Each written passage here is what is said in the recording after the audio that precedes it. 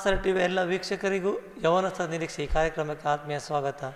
ಪ್ರಿಯ ವೀಕ್ಷಕರೇ, ಕಳೆದ ಹಲವಾರು ಸಂಚಿಕೆಗಳಲ್ಲಿ ಹಲವಾರು ಯವನಸ್ಥ ಸಹೋದರ ಸಹೋದರಿಯರ ಒಂದು ಜೀವಿತದ ಬಗ್ಗೆ, ಅವರ ನಿರೀಕ್ಷೆಯ ಬಗ್ಗೆ, ಕ್ರಿಸ್ತನನ್ನು ಕಂಡುಕೊಂಡದರಿಂದ ಅವರು ಏನಾದರೂ ಮತ್ತು ಅವರು ಯಾವ ನಿರೀಕ್ಷೆ ಹೊಂದಿಕೊಂಡ್ರೆ ಎಂಬುದಾಗಿ ನಾವು ತಿಳ್ಕೊಂಡು ಬಂದಿದ್ದೇವೆ. ಪ್ರಿಯರೇ, ಇಂದು ಕೂಡ ನಮ್ಮ ಮಧ್ಯದಲ್ಲಿ ತಮ್ಮ ಜೀವಿತದ ನಿರೀಕ್ಷೆ, ಕ್ರಿಸ್ತನ ನಿರೀಕ್ಷೆ, ಇದರ ಬಗ್ಗೆ ಹಂಚಿಕೊಳ್ಳುವುದಕ್ಕಾಗಿ ಸಹೋದರ ಚೆಲುವರಾಜ್ ಇದ್ದಾರೆ.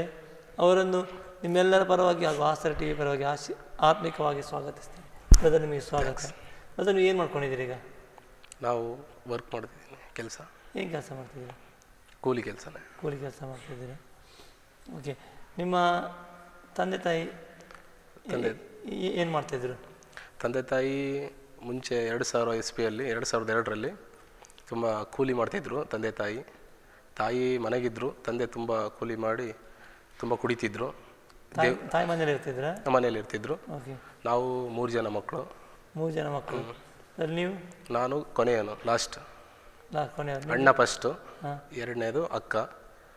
ನಾವು 2002ರಲ್ಲಿ ದೇವ್ರು ಕಂಡುಕೊಂಡ್ವಿ. ಆವಾಗ ನನ್ನಿಂದನೇ ದೇವರು ನನ್ನನ್ನೇ ಫಸ್ಟ್ ಆರಿಸ್ಕೊಂಡಿದ್ದು ನಮ್ಮ ಫ್ಯಾಮಿಲಿಯಲ್ಲಿ.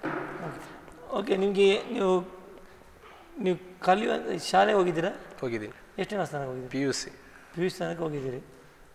ಕಲಿಯುವ ಯಾವ ರೀತಿ ವಿದ್ಯಾರ್ಥಿ ಆಗಿದ್ದೀರಿ ನೀವು? ಅವಿಧೇಯ ವಿದ್ಯಾರ್ಥಿ ಆಗಿದ್ದೆ. ಅವಿಧೇಯ ಅಂದರೆ? ನಾನು ಸ್ಕೂಲಲ್ಲಿ ಕ್ಲೀನಾಗಿ, ಶಾಲೆಯಲ್ಲಿ, ಕಾಲೇಜು, ಸ್ಕೂಲಿಂದನೂ ಅಷ್ಟೇ ಇಂಟ್ರೆಸ್ಟ್ ಕಮ್ಮಿ ಓದೋದ್ರಲ್ಲಿ. ಬರೀ ಹುಡುಗರು ಜೊತೆಗೆ ಆಟ ಆಡ್ತಿದ್ದೆ. ಆಮೇಲೆ ನಮ್ಮ ತಂದೆ ತಾಯಿ ಸ್ವಲ್ಪ ದೇವ್ರು ಕಂಡ್ಕೊಂಡ ಮೇಲೆ ಚೆನ್ನಾಗಿದ್ದರು ಅಂತ. ಅಲ್ಲ, ನಿಮ್ಮ ಒಂದು ಶಾಲೆ ನಿಮ್ಮ ಆರ್ಥಿಕ ಪರಿಸ್ಥಿತಿ ಯಾವ ರೀತಿ ಇತ್ತು? ನಾನು ಫಸ್ಟು ನಿಮ್ಮ ಮನೆ ಆರ್ಥಿಕ ಒಂದು ಹಣಕಾಸು ವ್ಯವಸ್ಥೆ ಆಗಿತ್ತು? ದೇವ್ರು ಕಂಡುಕೊಳ್ಳಿಗಿಂತ ಮುಂಚೆ ತುಂಬ ಬಡತನ ಇತ್ತು. ದೇವ್ರು ಕಂಡ್ಕೊಂಡ್ಮೇಲೆ ವರ್ಷ ಒಂದೊಂದು ಹಂತವಾಗಿ ಎತ್ತಿದ್ರು. ಓಕೆ.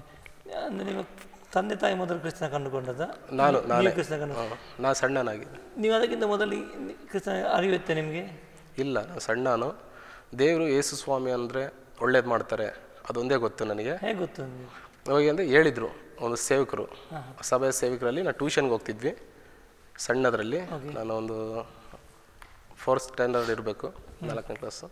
ಆವಾಗ ಟ್ಯೂಷನ್ಗೆ ಹೋದ್ವಿ. ಟ್ಯೂಷನ್ಗೆ ಹೋಗಿ ಟ್ಯೂಷನ್ ಮಾಡ್ತಿದ್ದರು ಸೇವಕರೇ. ಟ್ಯೂಷನ್ ಜೊತೆಯಲ್ಲಿ ಸುವಾರ್ತೆನೇ ಸಾರ್ತಿದ್ರು. ಆ ಸುವಾರ್ತೆ ನಾವು ಕೇಳಿ, ನಾನು ನಮ್ಮ ಮನೇಲಿ ತುಂಬ ಆರ್ಥಿಕ ಸಮಸ್ಯೆ ಇರುವಾಗ ಹೋಗಿ ಮನೇಲಿ ಹೇಳ್ತಿದ್ದೆ, ಈ ಥರ ಯೇಸು ಸ್ವಾಮಿ ಅಂತಿದ್ದಾರೆ ಅಂತೆ, ಚೆನ್ನಾಗಿ ಮಾಡ್ತಾರೆ, ನಮ್ಗೆ ಒಳ್ಳೇದಾಗುತ್ತೆ ಅಂತ ನಮ್ಮ ಅಮ್ಮನಿಗೆ ತುಂಬ ಸರಿ ಹೇಳಿದ್ದೆ. ಆಮೇಲೆ ಅವರಿದ್ಬಿಟ್ಟು ಸ್ವಲ್ಪ ದಿನ ಸುಮ್ಮನೆ ನೆಗ್ಲೆಕ್ಟ್ ಮಾಡಿದರು. ಆಮೇಲೆ ಹಂತವಾಗಿ ಸರಿ ಬಾ ಹೋಗೋಣ ಅಂತ ಭಾನುವಾರ ಆಮೇಲೆ ಶುಕ್ರವಾರ ಪ್ರೇಯರ್ ನಡೆಸ್ತಿದ್ರು. ಆಮೇಲೆ ನಾನು ಫಸ್ಟ್ ಹೋದೆ ಶುಕ್ರವಾರ. ಆಮೇಲೆ ಭಾನುವಾರ ನಮ್ಮ ತಾಯಿನ ಕರ್ಕೊಂಡೋದೆ. ಆಗ ಬಂದಾಗ ಅವರಿಗೆ ಸುವಾರ್ತೆ ಸೇವಕರು ಹೇಳಿದರು. ಸುವಾರ್ತೆ ಹೇಳಿದಾಗಿಂದ ದೇವ್ರನ್ನ ನಮ್ಮ ಪರಿಪೂರ್ಣವಾಗಿ ನಮ್ಮ ತಾಯಿ ಅಂಗೀಕರಿಸ್ಕೊಂಡ್ರು. ಆಮೇಲೆ ನಮ್ಮ ಫ್ಯಾಮಿಲಿ ಸಮೇತ ನಾವು 3 ಜನ ಮಕ್ಕಳು ಹೋಗ್ತಿದ್ವಿ. ನಮ್ಮ ತಂದೆ ಬರ್ತಿರ್ಲಿಲ್ಲ. ವಿರೋಧ ಮಾಡ್ತಿರ್ಲಿಲ್ಲ? ತುಂಬ ವಿರೋಧ ಮಾಡೋರು. ನಮ್ಮ ತಾಯಿನೆಲ್ಲ ಹೊಡಿಯೋರು, ಯಾಕೆ ಹೋಗ್ತೀಯಾ ಅಂತ ಹೇಳಿ. ಇವು ಕುಡಿಬೇಡ ಅಂತ ಹೇಳ್ತಿದ್ರು ತಾಯಿ. ಆದರೂ ಇವ್ರು ಇದ್ಬಿಟ್ಟು ಯಾಕೆ ಹೋಗ್ತೀಯಾ, ಏನು ಇಲ್ಲೇ ಇರು ಅಂತ ನಮ್ಮ ತಂದೆ ತುಂಬ ಅಡ್ಡಿ ಮಾಡ್ತಿದ್ರು. ಆದರೂ ಅದರಲ್ಲೂ ತಪ್ಪಿಸ್ಕೊಂಡು ನಾವು ಹೋಗ್ತಿದ್ವಿ ಭಾನುವಾರ. ಆಮೇಲೆ ದೇವರು ನಮ್ಮ ತಂದೆನೂ ಬರಮಾಡಿದ್ರು. ತಂದೆ ತುಂಬ ಕುಡಿತಿದ್ರು. ನೀವು ರಕ್ಷಣೆ ಬರೋಕ್ಕಿಂತ ಮೊದಲು, ತಾಯಿ ರಕ್ಷಣೆ ಬರೋಕ್ಕಿಂತ ಮೊದಲು ಹೌದು ತಾಯಿಗೆ ಹೊಡಿತಿದ್ರೆ? ಹೊಡಿತು. ಬಂದು ಹೊಡಿತಿದ್ರು. ಈಗ ಇನ್ನೊಂದು ಕಾರಣ ಸಿಕ್ಕಿತ್ತು ಅವರಿಗೆ. ಇನ್ನೊಂದು ಕಾರಣ ಸಿಕ್ಕಿದೆ. ಅವರ ಈಗ ಕ್ರಿಸ್ತನ ಕಂಡುಕೊಂಡಿದ್ದಾರೆ. ಮೊದಲು ಕಾರಣ ಇಲ್ಲದೆ ಹೊಡಿತಿದ್ರು, ಈಗ ಒಂದು ಕಾರಣ ಸಿಕ್ಕಿತ್ತಲ್ಲಿ, ಕ್ರಿಸ್ತನ ಕಂಡುಕೊಂಡು ಯಾಕೆ ಹೋಗ್ತೀವಿ ಎಂಬುದಾಗಿ. ಆ ರೀತಿ ನಿಮಗೆ ಹೊಡಿತಿದ್ರು ನಿಮ್ಮ ಮಕ್ಕಳಿಗೆ? ಇಲ್ಲ, ನಮಗೆ ಮಕ್ಕಳಿಗೆ ಏನು ಮಾಡ್ತಿರಲಿಲ್ಲ. ಓಕೆ. ಮತ್ತೆ ಆದರೂ ತನ್ನ ತಾಯಿ ಹೋಗೋದು ಬಿಡಲಿಲ್ಲ?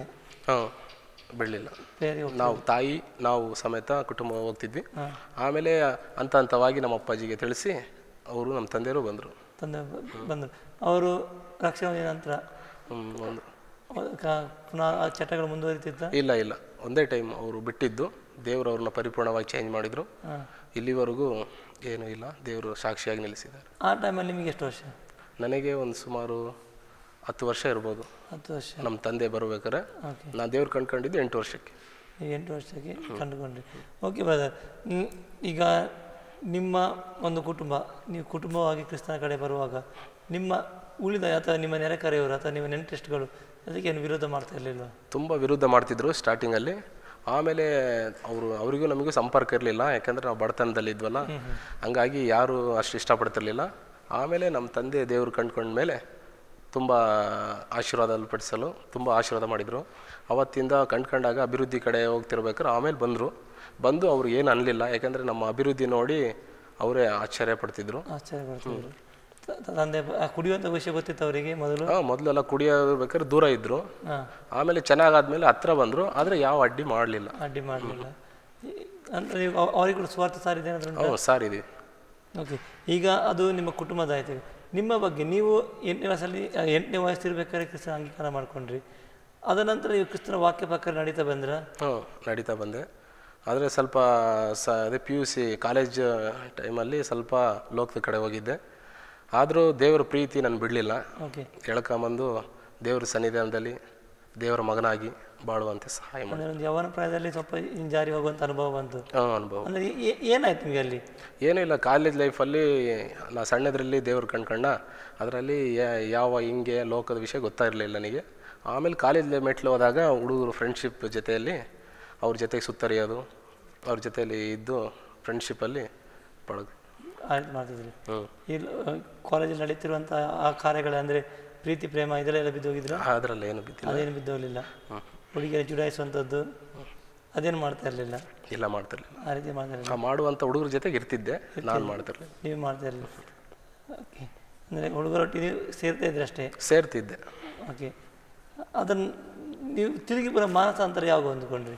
ಮತ್ತೆ ದೇವರ ಪರಿಪೂರ್ಣವಾಗಿ ದೇವ್ರ ಕಡೆ ಬಂದು ದೇವರ ಸುವಾರ್ತೆ ಪರಿಪೂರ್ಣವಾಗಿ ಕೇಳ್ತಿದ್ದಾಗಲೂ ಆದರೂ ದೇವರ ಅಭಿಷೇಕಕ್ಕಾಗಿ ಪ್ರಾರ್ಥನೆ ಮಾಡುವಾಗ ದೇವರ ಅಭಿಷೇಕ ಬಂದ ಮೇಲೆ ಎಲ್ಲ ಪರಿಪೂರ್ಣವಾಗಿ ಅವಾಯ್ಡ್ ಮಾಡಿ ದೇವ್ರ ಕಡೆ ಪರಿಪೂರ್ಣವಾಗಿ ಬಂದಿರಿ.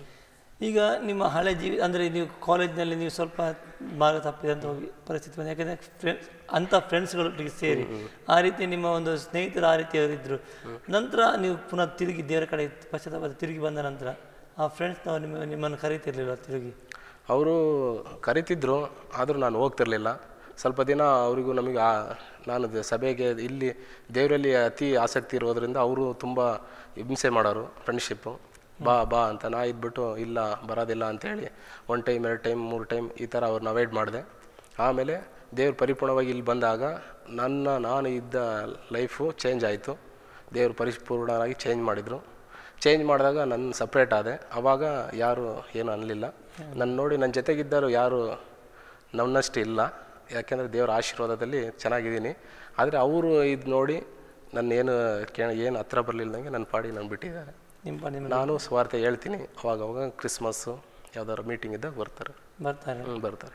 ಓಕೆ, ಈಗ ನೀವು ಅವರಿಗೊಂದು ಸಾಕ್ಷಿಯಾಗಿ ನೀವು ಅವ್ರ ಮುಂದೆ ಜೀವನ ಮಾಡ್ತಾ ಇದ್ದೀರಾ, ಜೀವಿಸ್ತಿದೆ. ಈಗ ನಿಮ್ಮಂಥ ಅನೇಕ ಯೌವನಸ್ಥರು ಈ ಪಾಪದಲ್ಲಿ ಹೋಗುವಂಥ ಸಮಯದಲ್ಲಿ ನೀವು ಅವ್ರಿಗೆ ಎಚ್ಚರಿಸಲಿಕ್ಕೆ ಇಷ್ಟಪಡ್ತೀರಾ? ನಾನು ಹೇಳಬೇಕಂದ್ರೆ ಲೋಕದ ವಿಷಯದಲ್ಲಿ ತುಂಬ ಸೇರಿರ್ತಾರಲ್ಲ, ಅವರು ದೇವರ ಅನ್ಯೋನ್ಯತೆ ಅಂದರೆ ಏನು, ದೇವರ ಪ್ರೀತಿ ಅಂತ ಗೊತ್ತಿಲ್ಲ. ಆದರೆ ದೇವರನ್ನು ಒಂದು ಸರಿ ಸೌದ್ರೆ ತುಂಬ ಟೇಸ್ಟ್. ದೇವರು ತುಂಬ ಒಳ್ಳೆ ರೀತಿ ನಡೆಸ್ಕೊಂಡು ಹೋಗ್ತಾರೆ. ಯೌವನ ಅನ್ನೋದು ತುಂಬ ಕಷ್ಟವಾದ ಲೈಫು ಅಂತ ಅನ್ಕೊತಾರೆ. ಆದರೆ ನಾವು ದೇವರಲ್ಲಿ ಇರಬೇಕಾದ್ರೆ ತುಂಬ ಈಸಿ. ದೇವರ ಅಭಿಷೇಕ ನಮ್ಮಲ್ಲಿ ಇರಬೇಕಾದ್ರೆ ನಾವು ದೇವರಲ್ಲಿ ನಡ್ಕೊತ ಹೋಗ್ತಿರ್ತೀವಿ. ನಮ್ಮನ್ನು ನೋಡಿ ಲೋಕದ ವಿಷಯ ಯಾವುದು ನಮ್ಮ ಹತ್ರ ಬರಲ್ಲ. ನಾವು ಸಪ್ರೇಟಾಗಿ ದೇವರಲ್ಲಿ ಇರಬೇಕಾದ್ರೆ ನಮ್ಮನ್ನು ನೋಡಿ ಹೇಗೋ ನಾವಿರುವಂಥ ನಮ್ಮಲ್ಲಿರುವಂಥ ಸಮಾಧಾನ, ನಮ್ಮಲ್ಲಿರುವಂಥ ಸಂತೋಷ ಅವರಿಗೂ ಸಿಗಬೇಕಂದ್ರೆ ದೇವರು ನಂಬಬೇಕು. ಅವರು ಪರಿಪೂರ್ಣವಾಗಿ ನಂಬಬೇಕು. ಇಷ್ಟೇ ಆಸೆ ನಿಮಗೆ ಉಂಟು? ನಮಗೆ ಆಸೆ ಇದೆ. ಓಕೆ, ನೀವೀಗ ಇಲ್ಲಿ ಸಭೆಗೆ ಬರ್ತಾ ಇದ್ದೀರಾ, ಸಭೆಯಲ್ಲಿ ಆರಾಧನೆ ಮಾಡ್ತಾ ಇದ್ದೀರಾ. ಸಭೆಯಲ್ಲಿ ಒಂದು ಯೌವನಸ್ಥರೊಟ್ಟಿಗೆ ನೀವು ಸೇರಿ ಆ ಒಂದು ಇರುವಂಥ ಸಮಯದಲ್ಲಿ ನಿಮಗೆ ಏನು ಅನ್ನಿಸ್ತದೆ? ನಿಮಗೆ ಸಭೆಯಲ್ಲಿ ಯಾವ ರೀತಿ ಒಂದು ಅನುಭವ ಆಗ್ತದೆ? ಈ ಸಭೆಯಲ್ಲಿ ಒಳ್ಳೆಯ ಸ್ನೇಹಿತರಿದ್ದಾರೆ, ಒಳ್ಳೆಯ ಯೌವನದಲ್ಲಿ ಸ್ನೇಹಿತರಿದ್ದಾರೆ. ನಾವು ಒಂದೇ ಮಾರ್ಗದಲ್ಲಿ ಹೋಗ್ತಾ ಇದ್ದೀವಿ. ಈ ಸಭೆಯಲ್ಲಿ ನಾವೆಲ್ಲ ಜೊತೆಗಾಗಿರೋದು ತುಂಬ ಸಂತೋಷ. ಯಾವುದೇ ಮೀಟಿಂಗ್ ಆಗಲಿ ಒಬ್ರು ಬಿಟ್ಟು ಒಬ್ರು ಇರಲ್ಲ, ಎಲ್ಲ ಜೊತೆಯಾಗಿರ್ತೀವಿ. ಮತ್ತು ನಾವು ಬೇರೆಯವರ ಫ್ರೆಂಡ್ಶಿಪ್ ಮಾಡೋದಿಲ್ಲ, ನಾವೇ ಜೊತೆಗಿರ್ತೀವಿ. ನಮ್ಮ ಬರ್ತ್ಡೇ ಆಗಲಿ ಏನೇ ಕಾರ್ಯಕ್ರಮ ಆದರೂ ನಾವೆಲ್ಲ ಒಂದಾಗಿರ್ತೀವಿ. ಅದು ತುಂಬ ಸಂತೋಷ ಸಭೆಯಲ್ಲಿ. ಓಕೆ, ನಿಮ್ಮ ಸಭೆಯಲ್ಲಿ ಯಾವ ರೀತಿ ಒಂದು ಸೇವೆಗೆ ಏನಾದರೂ ಕೈ ಜೋಡಿಸ್ಕೊಂಡಿದ್ದೀರಿ ನೀವು ಸಭೆ ಸೇವೆಗಳಲ್ಲಿ? ಸಭೆ ಸೇವೆಯಲ್ಲಿ ಆರಾಧನೆ ತಂಡದಲ್ಲಿ ಇದ್ದೀನಿ.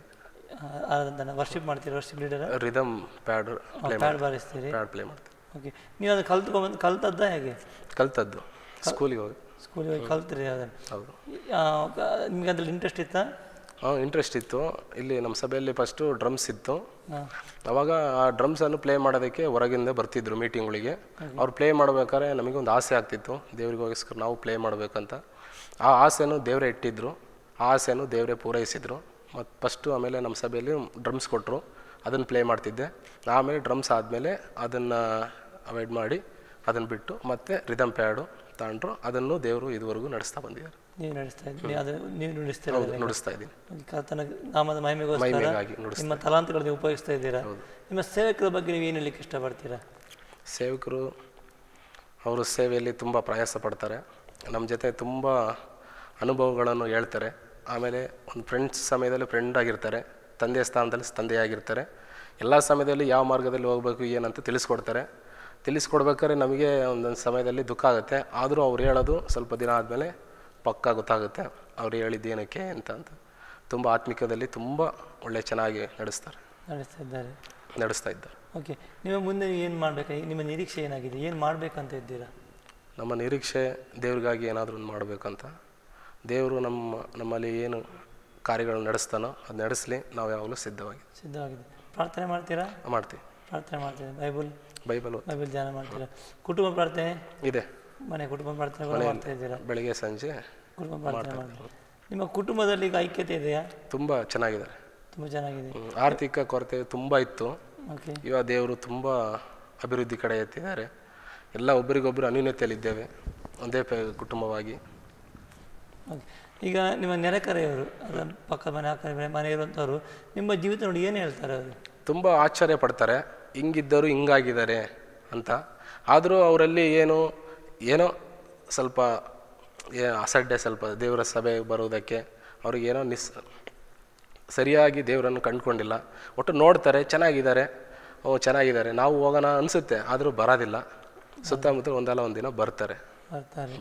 ಬ್ರದರ್, ನಿಮ್ಮ ಮನೆಯಲ್ಲಿ ಸುರಿಗೆ ನೀವು ರಕ್ಷಣೆ ಹೊಂದಿದ್ರಿ, ನೀವು ಕರ್ತನ ಬಳಿಗೆ ಬಂದ್ರಿ.